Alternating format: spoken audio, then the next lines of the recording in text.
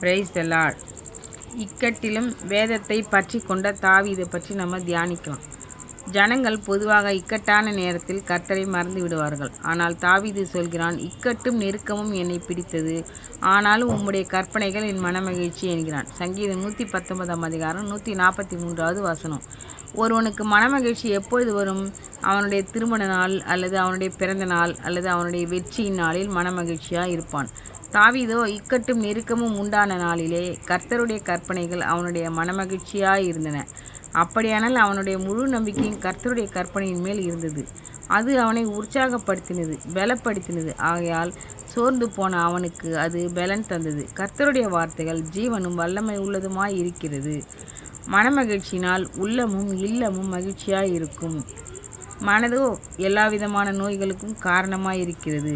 இந்த மனமகிழ்ச்சியுடைய தாவீதை நோக்கி பாருங்கள். அவன் எப்போதும் மனமகிழ்ச்சியோடு இருந்ததற்கான காரணம் அவருடைய கற்பனையின் மேல் தாகமாயிருந்தான். தங்கள் ஆபத்திலே கர்த்தரை நோக்கி கூப்பிட்டார்கள். அவர்கள் இக்கட்டுகளிலிருந்து அவர்களை விடுவித்தார் என சங்கீதக்காரன் பாடுகிறான். சங்கீதம் 107 அதிகாரம் 6 வசனம். ஆபத்து நாளில் என்னை நோக்கி கூப்பிடு, அப்போது நான் உங்களை விடுவிப்பேன் என்று கர்த்தர் சொன்னபடியாக இஸ்ரவேலர் தங்களுடைய ஆபத்து நாளில் கர்த்தரை நோக்கி கூப்பிட்டார்கள். அவர்களை கர்த்தர் அவர்களுடைய இக்கட்டுகளிலிருந்து விடுவித்தார். அநேகர் ஆபத்து நேரங்களில் தங்களுடைய உறவினர்களையும் நண்பர்களையும் நாடி போய் ஏமாற்றம் அடைந்து வீடு திரும்புகின்றார்கள். கர்த்தர் சகல ஜனங்களையும் சகல தேசங்களையும் ஆளுகிறவர். அவருடைய ஆளுகை சூரியன் உதிக்கிற திசை தொடங்கி சூரியன் அஸ்தமிக்கிற திசை வரைக்கும் உள்ளது.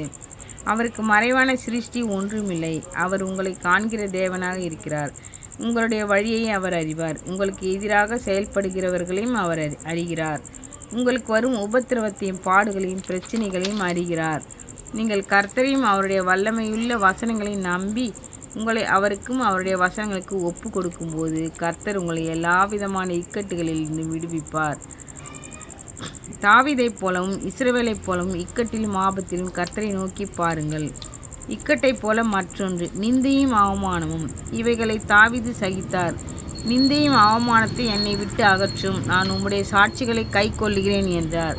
சங்கீதம் 119 அதிகாரம் 22 வசனம். மனிதன் எதை வேண்டுமானாலும் சகித்து கொள்வான், ஆனால் நிந்தையும் அவமானத்தை சகிக்க மாட்டான்.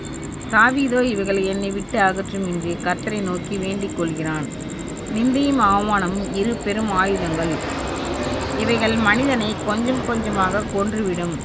அநேகர் இவ்விதமான நிந்தைக்குள்ளும் அவமானத்திற்குள்ளும் உட்படுத்தப்பட்டு அழிவை சந்திக்கிறார்கள். பெரிய பெரிய சினிமா நட்சத்திரங்கள் திடீரென்று அவமானத்தை தாங்க முடியாமல் தற்கொலை செய்து கொள்கிறார்கள். சிலர் நாட்டை விட்டும் வீட்டை விட்டும் சென்று விடுகிறார்கள். சிலர் பைத்தியமாகி தாங்கள் இருக்கும் இடம் தெரியாமல் தெருக்களில் திரிகிறதை நாம் காண்கிறோம். இவர்கள் எல்லோருமே நிந்தையும் அவமானத்தையும் சகிக்க முடியாமற் போனவர்கள். சிலர் இந்த விஷயத்தில் ஒவ்வொருவருக்கும் வந்தால்தானே தெரியும் வேதனை என்பார்கள். ஆம், ஒவ்வொருவருடைய கஷ்டங்கள் அவர்களுக்குத்தான் தெரியும். அதே நேரத்தில் இவ்விதமான நிந்தையையும் அவமானத்தையும் சகித்த தாவீதை நாம் பார்க்க வேண்டும். அவன் ராஜாவாய் இருக்கும்போது சிலர் தாவீது மீது கற்களை எறிந்தார்கள். அப்போது அவர்கள் எரியட்டும், இவ்விதமாக எரிய தேவன் அவர்களை அனுமதித்தார் என்று சொல்லி அந்த விதமான அவமானத்தை சகித்தார். ஏன் நம் ஆண்டவர் இயேசுவை நோக்கி பாருங்கள். பிறப்பு முதல் சிலுவை வரை அவருக்கு ஏற்பட்ட அவமானத்தை அவர் சகித்தார். அவர் தமக்கு முன் வைத்திருந்த சந்தோஷத்தின் பொருட்டு அவமானத்தை எண்ணாமல் சிலுவையை சகித்து தேவனுடைய சிங்காசனத்தின் வலது பாரிசத்தில் வீற்றிருக்கிறார். அவர் பாடுபடுவதற்கு முன்பே அவருக்கு தேவனுடைய வலது பாரிசத்தில் இடம் ஒதுக்கப்பட்டிருந்தது. அந்த சந்தோஷத்தின் பொருட்டு அவருக்கு ஏற்பட்ட அந்த அவமானத்தை எண்ணாமல் சிலுவையை சகித்தார். அவரை உமிழ்ந்து துப்பினார்கள், குட்டினார்கள்.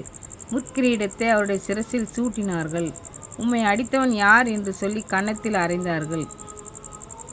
நீ தேவனுடைய குமாரனேயானால் சிலுவையில் இருந்து இறங்கி வா என்று ஏளனம் செய்தார்கள். இத்தனை அவமானங்களை அவர் சகித்தார். அவருக்கு ஏற்பட்ட ஒரு அவமானம் கூட உங்களுக்கு ஏற்பட்டிருக்க வாய்ப்பு இல்லை என்று நினைக்கிறேன். அப்படி இருக்கும்போது நமக்கு ஏற்படும் சின்ன சின்ன அவமானங்களை கூட நம்மால் சகிக்க முடியாவிட்டால் மேலான ஆசீர்வாதங்களை பெற்றுக்கொள்வது எப்படி? இயேசுவோடு சேர்ந்து பாடுகளை அனுபவிக்கும் போது அவரோடு சேர்ந்து ஆளும் ஆசீர்வாதத்தையும் பெற்றுக்கொள்வோம். ஆகையால் உங்களுக்கு வரும் பாடுகளிலும் நிந்தைகளிலும் அவமானத்திலும் இவ்விதமான விபரீதங்களை சகித்த இயேசுவை நினைத்து கொள்ளுங்கள். அப்போது உங்களுக்கு வரும் நிந்தையும் அவமானத்தையும் ஜெபித்து கர்த்தருக்கு சாட்சியுள்ளவர்களாக வாழ முடியும். தாவீது இத்தனை பாடுகள் வந்தும் அவன் விடாதிருந்தது என்னவென்றால் வேதம். மனிதனுக்கு பிரச்சனை என்று வந்துவிட்டால் ஒன்று தனக்கு எதிரே இருக்கிறவரிடம் கோபம் கொள்ளுவான் அல்லது பொருட்களை எடுத்து நாசம் பண்ணுவான். ஆனால் தாவீதோ அப்படியல்ல. துன்மார்க்கரின் கூட்டங்கள் என்னை கொள்ளையிடட்டும், உம்முடைய வேதத்தை நான் மறக்கவில்லை என்கிறான். சங்கீதம் 119 அதிகாரம் 61வது வசனம். பொருட்கள் காணாமற் போனாலோ அல்லது தொலைந்து போனாலோ யாருக்குமே மனம் மிகவும் கஷ்டமாக இருக்கும். கஷ்டப்பட்ட பொருளை இப்படி கொள்ளையடித்து சென்று விட்டார்களே என்று சொல்லி மனம் படாத பாடுபடும். ஒருவேளை தேவன் இதை அனுமதித்து விட்டாரோ என்று சொல்லி தேவனை தூஷிக்கவும் செய்திருவார்கள். தாவீதை துன்மார்க்கரின் கூட்டங்கள் கொள்ளையிட்டும் அவன் கர்த்தருடைய வேதத்தை மறக்காமல் அதை கை கொண்டிருக்கிறான். அந்த மாதிரியான வேலைகளிலும் அதை படித்திருக்கிறான் என்றே சொல்ல வேண்டும்.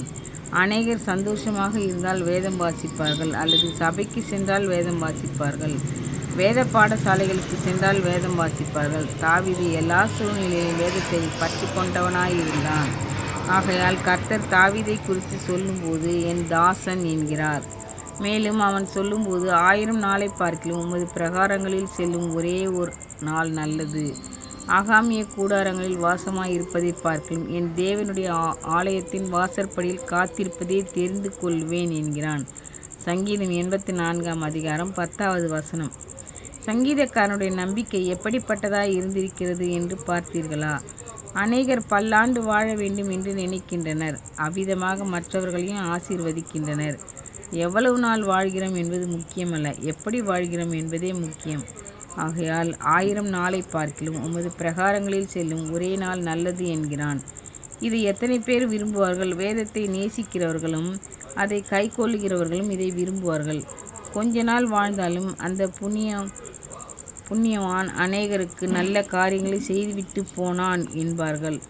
அதே ஊரில் பொல்லாதவன் பல ஆண்டுகளாக வாழ்ந்து கொண்டிருப்பான். அவனை பார்த்து அல்லது அவனுக்கு தெரியாமலோ மற்றவர்களிடம் கூட இவனுக்கு சாவு வரமாட்டேங்குது, இவன் இருந்து நாட்டுக்கு என்ன பயன், வீட்டுக்கு என்ன பயன் என்பார்கள். ஆக அன்பானவர்களே, நாம் 1000 நாளை விரும்பாமல் கிடைத்திருக்கிற கொஞ்ச நாளிலே கர்த்தருடைய வசனத்தின்படி வாழ்ந்து சாட்சியுள்ளவர்களாக இருக்க விரும்புவோம்.